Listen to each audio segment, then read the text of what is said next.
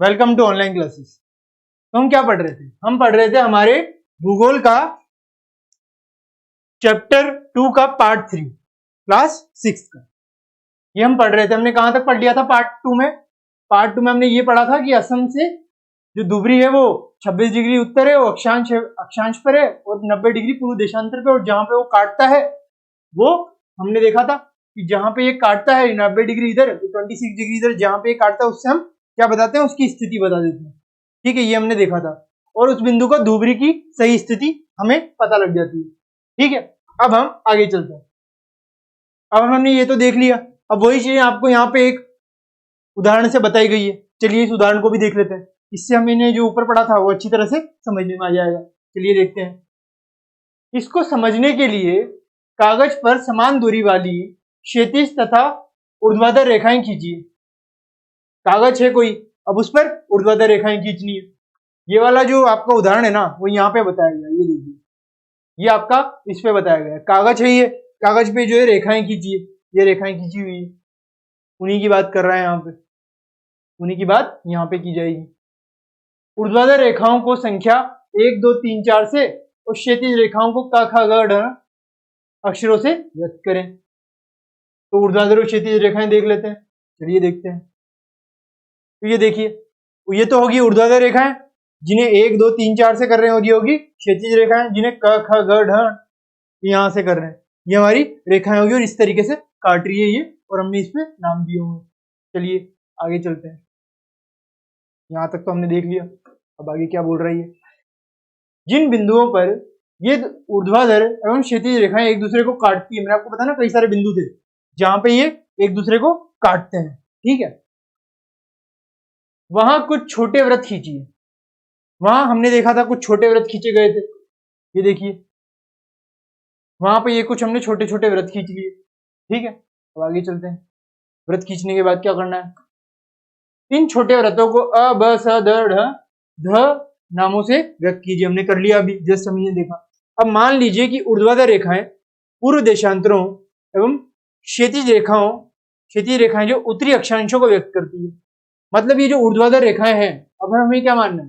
अब हमें मानना है कि ये जो ऊर्ध्वाधर रेखाएं हैं वो है पूर्व देशांतर, और जो क्षैतिज रेखाएं हैं वो है हमारी उत्तरी अक्षांश। चलिए मान लेते हैं, ये हमारी जो है, ये सारी जो रेखाएं हैं हमारी, ये पूर्वी देशांतर है।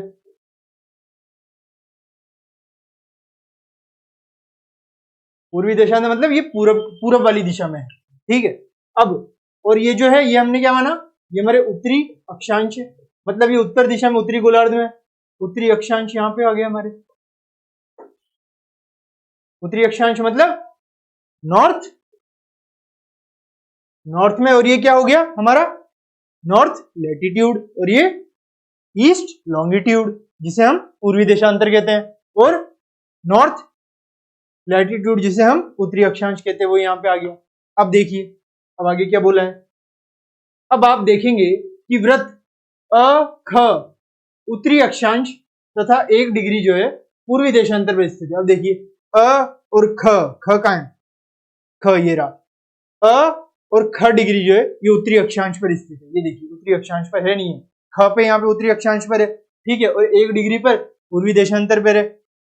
तो अन्य व्रतों की स्थिति इस तरीके से हम ज्ञात कर सकते हैं कि ये ब जो है, घ तो उत्तरी अक्षांश पर है और 1 डिग्री पूर्वी देशांतर पर है, और ये स ग उत्तरी अक्षांश पर है और 3 डिग्री पूर्वी देशांतर पर है। तो ये हमने यहां से ज्ञात कर लिया। ये क्या कर लिया? ये हमने यहां से ज्ञात कर लिया। यहां तक सबको समझने में आया? कोई दिक्कत नहीं है। चलिए आगे बढ़ते हैं। तो ये जो मैंने आपको बताया था पार्ट 2 में, वही वहां पे रिपीट किया गया, किस तरीके से हम स्थिति जो है ज्ञात कर सकते हैं। चलिए हमने देख ली कि हम स्थिति किस तरीके से ज्ञात कर सकते हैं। अब आगे चलते हैं। चलिए, अब हमारा जो नेक्स्ट टॉपिक आता है वो क्या है? देशांतर और समय। तो हमने देशांतर पढ़ लिया। देशांतर मतलब लॉन्गिट्यूड, इंग्लिश में उसे लॉन्गिट्यूड कहते हैं। तो देशांतर और समय, टाइम के बीच में क्या होता है वो हमें अब जानना है कि भाई हम देशांतर से समय किस तरीके से निकाल सकते हैं, वो हमें यहाँ पे जानना होगा। जैसे हमने अक्षांश पे निकाला था कई तरीके की चीजें, उसी तरीके से हम यहाँ पे देशांतर में निकालेंगे। चलिए देशांतर में देखते हैं समय के साथ क्या है। तो समय समय को मापने का सबसे अच्छा साधन पृथ्वी, चंद्रमा एवं ग्रहों की गति है। तो पृथ्वी को मापने का सबसे अच्छा साधन क्या है? पृथ्वी है, चंद्रमा है और ग्रहों की गति है। तो आप सब जानते हैं कि जो पृथ्वी है, चंद्रमा और ग्रह वो गति करते रहते हैं, घूमते रहते हैं, अपने अपने अक्षों पे चक्कर भी लगाते रहते हैं। तो इससे हम इन तीन चीजों से, ग्रहों से, पृथ्वी से और चंद्रमा से समय को मापने के लिए ये अच्छे साधन माने गए हैं। अब आगे देखते हैं। सूर्योदय तथा सूर्यास्त प्रतिदिन होता है, आप सब जानते हैं। अतः वास्तविक अतः स्वाभाविक ही है कि यह पूरे विश्व में समय निर्धारण का सबसे अच्छा साधन है। तो अतः जो है ये स्वाभाविक ही है, यह पूरे विश्व में समय निर्धारण का सबसे अच्छा साधन है। ये पूरा विश्व है ना, उसमें सबसे अच्छे तरीके से जो समय निर्धारण का साधन है वो ये है, सूर्योदय और सूर्यास्त। और ये हमारे पृथ्वी, चंद्रमा और ग्रह, समय निर्धारण हम यहां से कर सकते हैं। चलिए आगे देखते हैं।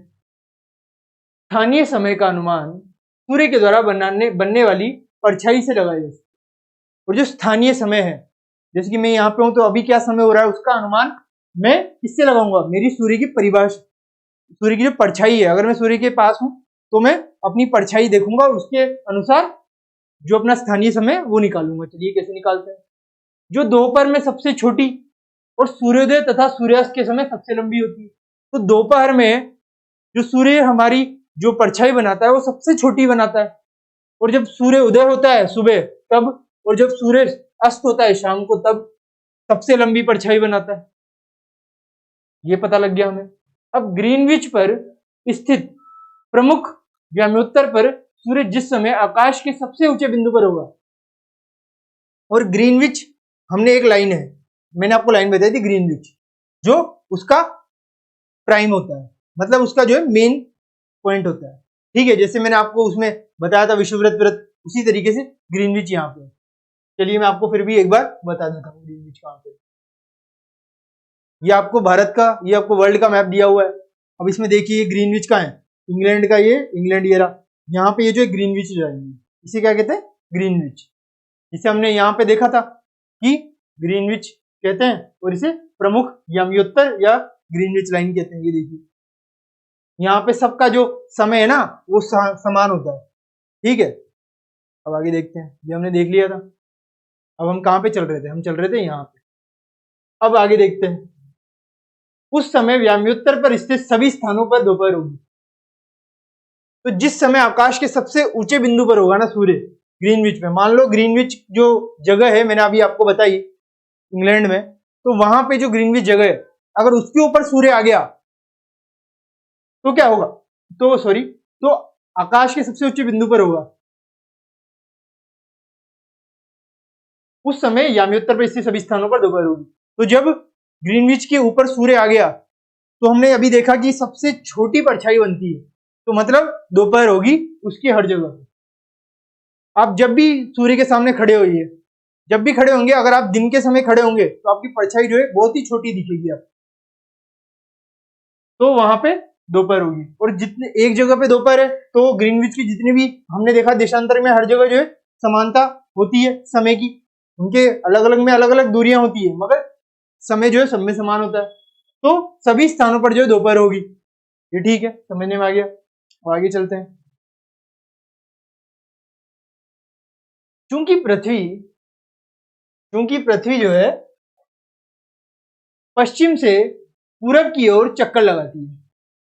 पृथ्वी हमने देखा था पश्चिम से कहां लगाती है? पश्चिम से पूरब की ओर चक्कर लगाती है। जैसे पश्चिम है और ये पूरब है, तो पश्चिम से पूरब की ओर चक्कर लगाती है, मतलब पश्चिम से यूं यूं इस तरीके से घूमती है। पश्चिम है, यहां से पूरब की तरफ, और फिर यूं घूमती रहती है। ये हमारी पृथ्वी जो इस तरीके से चक्कर लगाती है। ठीक है, अतः वे स्थान जो ग्रीनविच के पूर्व में है, इसका मतलब है कि जो स्थान ग्रीनविच के पूर्व में है उसका समय ग्रीनविच समय से आगे होगा, क्योंकि पश्चिम से पूरब में हम जा रहे हैं यूं, पश्चिम से जो है पूरब में हम यूं जा रहे हैं। तो जब ऐसे जा रहे हैं हम पश्चिम से पूरब की ओर, हम चक्कर लगा रहे हैं कहां से कहां तक? पश्चिम से पूरब की ओर चक्कर लगा रहे हैं। ठीक है, तो जब हमने देखा कि पश्चिम से पूरब की ओर चक्कर लगा रहे हैं तो पूरब में क्या होगा, पूरब में ग्रीनविच का समय जो है आगे होगा, इसमें हम क्या करेंगे आगे, मतलब प्लस कर देंगे जो भी समय आएगा, और इसमें क्या होगा पीछे होगा, मतलब हम क्या करेंगे, हम माइनस कर देंगे जो भी समय आएगा ग्रीनविच से हम कंपेयर करके। चलिए एक बार मैं आपको मैप में बता देता हूँ। यहाँ पे देखिए ये हमारी ग्रीनविच की, इंग्लैंड की यहाँ पे एक जगह है ग्रीनविच, वहां पे ये हमने बता दिया अपना व्यामी उत्तर, प्रमुख व्यामी उत्तर। अब इसकी अगर आगे जाएंगे ना तो जितने भी, मान लीजिए इस पे समय कुछ और है, तो जो आगे जाएंगे, आगे जो समय होगा ना उसको इसमें जोड़ देंगे, और अगर ये माइनस में होगा तो इसको इसमें घटा देंगे, तो उससे हमें क्या निकल जाएगा, हमें उससे अपना समय पता लग जाएगा ग्रीनविच के कंपैरिजन में। चलिए इस तरीके से होता है, यहां तक पता लग गया आप सबको। जो पश्चिम में होता है और उसका समय पीछे होगा, जो पश्चिम में होगा उसका समय पीछे होगा, और जो पूर्व में होगा उसका समय आगे होगा। ठीक है, ये हमने देख लिया। ये समय की बात कर रहा हूं मैं, समय पीछे होगा, समय आगे होगा। किसका समय आगे होगा, हमारा समय आगे होगा ग्रीनविच समय से। ग्रीनविच का जो समय है, मान लीजिए ग्रीनविच का समय 12 है और हमारा जो है वो कितना है, वो हमारा मान लीजिए 1 है, हमारा कितना आगे, हमारा 1 2 3 इस तरीके से आगे होता रहेगा, क्योंकि हम ग्रीनविच के जो है पूरब में है। अगर पश्चिम में होते हम तो हमारा जो है माइनस में होता। मान लीजिए हमारा जो है 1 है, हमारे यहाँ पे 1 बज रही है, तो यहाँ पे जो है माइनस में होगा, क्या होगा -1, तो ग्रीनविच में से -1 कर देंगे तो ग्रीनविच का समय आ जाएगा। तो इस तरीके से हम जो है निकालेंगे इनको, ठीक है, इस तरीके से हम जो है इनको निकालेंगे।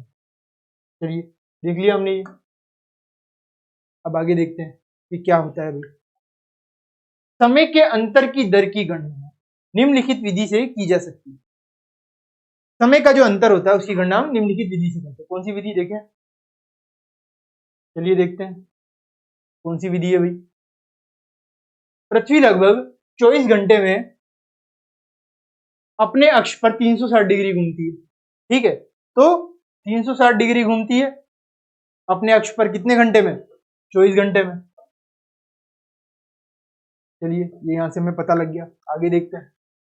अर्थात वह 1 घंटे में 15 डिग्री, मतलब क्या हो गया, मतलब 1 घंटे में, अगर इसको उल्टा कर दे तो, चलिए इसको उल्टा कर देते हैं।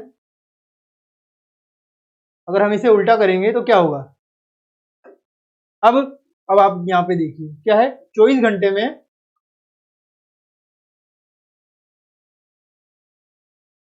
जो है 360 डिग्री अपने अक्ष पर घूम जाती है पृथ्वी, जिसे मैंने बताया पूरब, पश्चिम से पूरब की ओर घूमती है। तो अपने अक्ष पर जब घूमती है तो 24 घंटे में 360 डिग्री जो है वो कवर अप कर लेती है।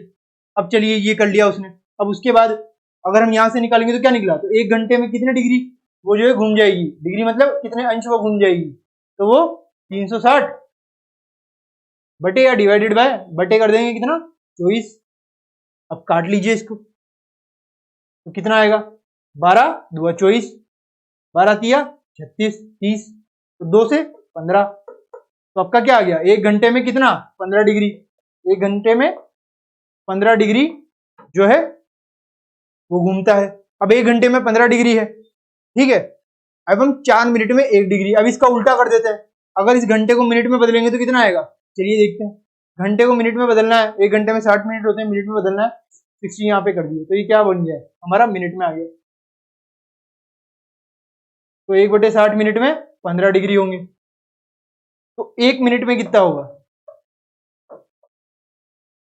1 मिनट ये ना है, तो 1 मिनट में कितना हो जाएगा 15 मल्टीप्लाइड बाय मतलब इंटू 60,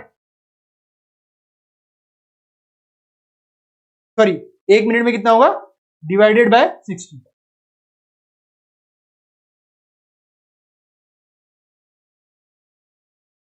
सॉरी यहाँ 4 मिनट में 1 डिग्री कैसे घूम रही है, 1 घंटे में कितने 60 मिनट, तो 1/60 क्यों लिखेंगे हम, वो मैंने यहाँ पे एक चीज गलत लिख दी आपकी कि 1 घंटे में 60 मिनट होते हैं, तो यहाँ पे क्या आएगा, यहाँ पे आएगा 60 मिनट, 60 मिनट 15 डिग्री, तो 1 मिनट 15 बटे 60, 15 एकम 15, 15 चौक, सॉरी हाँ 15 चौक 60, 15 30 35 60, मतलब 15 चौक 60 हो गए। तो अब ये 1/4 डिग्री में आ गया, तो हमने इसको 4 को ऊपर लिया तो क्या हो गया यहाँ पे 4 मिनट।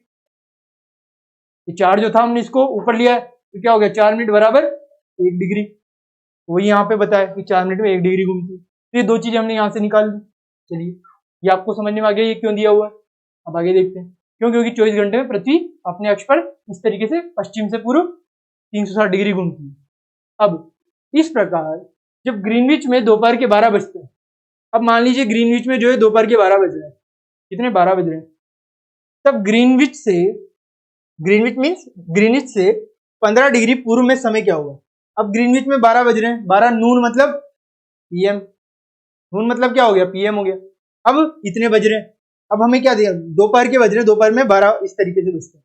अब हमें 15 डिग्री पूरब में समय क्या होगा, 15 डिग्री पूरब में समय बताना है।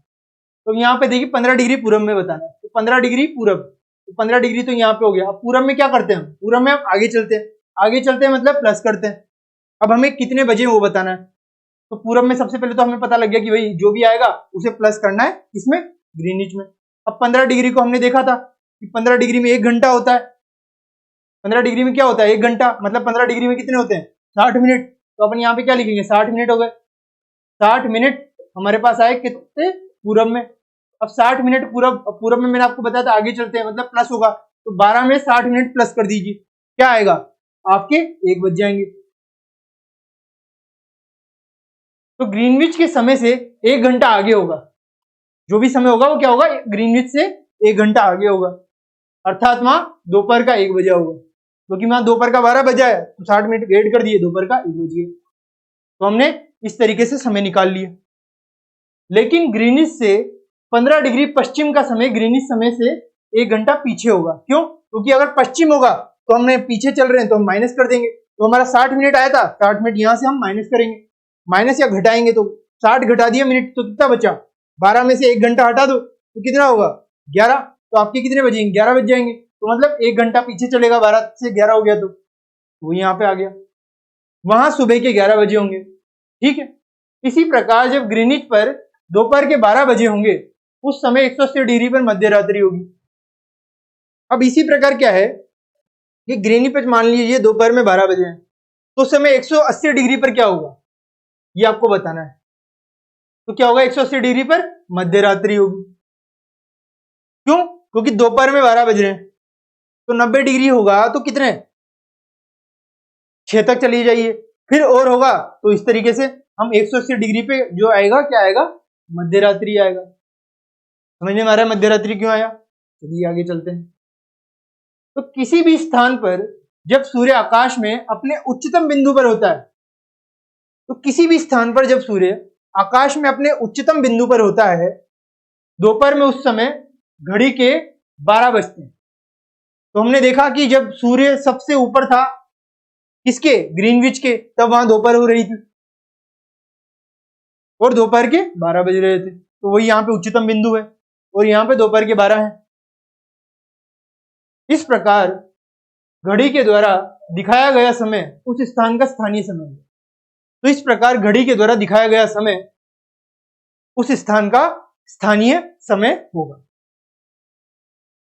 ये उसका स्थानीय समय, 1 आया था फिर 11 आया था, 11 बजे से वो स्थानीय समय हो जाएगा। चलिए आगे चलते हैं। आप देख सकते हैं कि दिए गए देशांतरीय व्याम्योत्तर पर सभी स्थानों का स्थानीय समय समान है। मतलब इस तरीके के जो व्याम्योत्तर है ना, ये हमारा प्रमुख व्याम्योत्तर, इस तरीके के जो व्याम्योत्तर है उनमें स्थानीय समय जो है समान होता है। यहाँ पे जो समय होगा वही यहाँ पे समय होगा। तो ग्रीनविच में माना था तो ग्रीनविच में जो समय है वही यहाँ पे जितने भी जगह है उन सब में समय होगा। यहाँ पे अगर कोई समय है तो यहाँ पे भी वही समय होगा। तो ये जो भी देशांतर है उनमें समय समान होता है। ठीक है, ये हमने यहां से जान लिया, ये आप ध्यान रखिएगा। अब हम क्या करते हैं, हमने ये देशांतर का भी कर लिया, देशांतर और समय के बीच में क्या संबंध है वो हमने देख लिया। समय जो है समान होता है सभी देशांतर अलग अलग देशांतरों पे जो भी अलग अलग समय होता है। ठीक है, ये हमने यहां से ज्ञात कर लिया। अब हम हमारे दूसरे टॉपिक पर चलते हैं। चलिए देखते हैं हम मानक समय क्यों मानते हैं। अब हमने देख लिया कि ग्रीनिच जो है वो संसार में एक मानक माना गया है समय निर्धारित करने का। लंदन का जो ग्रीनिच जगह है वहां का, उसको प्रमुख व्याम्योत्तर मान लिया गया। मगर हर एक देश का अलग अलग व्याम्योत्तर क्यों बनाया जाता है, अलग अलग मानक क्यों बना लिया जाता है? जैसे इंडिया ने भी अपना मानक समय दिया है, हम आगे देखेंगे। उस तरीके अलग अलग देशों का अलग अलग व्याम्योत्तर होता है, अलग अलग उन्होंने जो है अपने मानक बनाए हुए हैं। वो क्यों बनाए हुए हैं, चलिए देखते हैं कि ऐसा क्यों। हमने ग्रीनिच से तो पता लग ही रहा है, तो मानक की क्या जरूरत आ गई, चलिए देखते हैं। अलग अलग व्याम्योत्तर पर स्थित स्थानों के स्थानीय समय में अंतर होता है। क्यों? तो अलग अलग जगहों के स्थानीय समय में जो है अंतर होता है। तो हमने ग्रीनविच का तो देख लिया, आसपास का देख लिया, मगर बाकी स्थानों पर जो है अलग अलग जो है अंतर होता है। और उदाहरण के लिए अगर हम देखें तो अंतर होता है, ग्रीनिच से हम नहीं निकाल सकते। उदाहरण के लिए सिर्फ ग्रीनिच से नहीं निकाल, ग्रीनिच से तो निकालेंगे बट सिर्फ उससे नहीं निकाल सकते। अलग अलग देशों के अलग अलग मानक होते हैं। तो उदाहरण के लिए बहुत से देशांतरों से होकर गुजरने वाली रेलगाड़ियों के लिए समय सारणी तैयार करना कठिन होगा। तो बहुत सारे देशांतरों से कोई एक रेलगाड़ी गुजर रही है, तो उसका समय निकालना बड़ा ही कठिन है या नहीं? बहुत ज्यादा कठिन है। एक नहीं, इतने सारे समय सारणियों से, मतलब इतने सारे देशांतरों से निकल रही है। हम तो एक से ग्रीनिच से कंपेयर करके निकाल रहे थे, मगर यहाँ तो बहुत सौ से, तो हम कैसे करेंगे? तो भारत में गुजरात के द्वारका, भारत में गुजरात का जो द्वारका है ना, वहां ये द्वारका,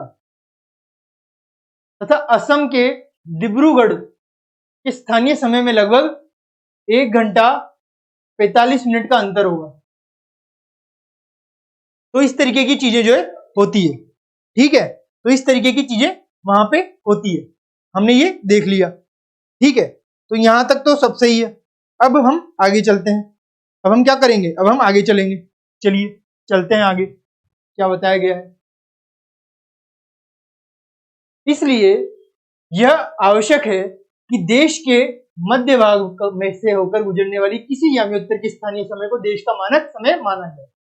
चलिए इसमें देखते हैं, वापस बताता हूं मैं आपको। तो गुजरात का द्वारका, असम का डिब्रूगढ़ के स्थानीय समय में लगभग 1 घंटा 45 मिनट का अंतर होता है।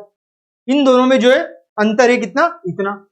इसलिए यह आवश्यक है कि देश के मध्य भाग से होकर गुजरने वाली किसी व्याम्योत्तर के स्थानीय समय को देश का मानक समय माना जाए।